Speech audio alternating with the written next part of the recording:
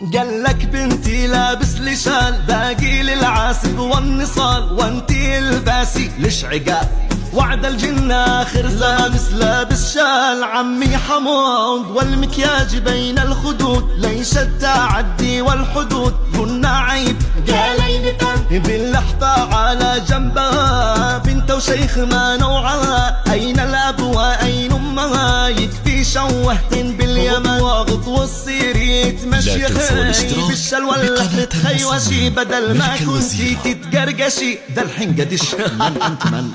ده الحين حين يتفرطين بكم من قبعين يدخلين وبالجيان يتزاغطين بهذا الجاه يكفي فتن. قلنا الشال يا ابو البنت لابو شنب رمز الرجولة في العرب، ما هوش للبنت أين الأدب مثل الظرف حق اللبن. أين الآباء والأمهات والأخ والأولى البنات، أين النخوة أين الجاد المختص بنزع العفن، ملعونة من يتشبعين بلبس الرجال يتقبعين يلعن شكل لكن استحين أحلى لبس لكن الكفن. انصح يا عالي حزوري لبعض النساء المسترجلة والآباء التي غافلة يصحوا قبل دفع الثمن.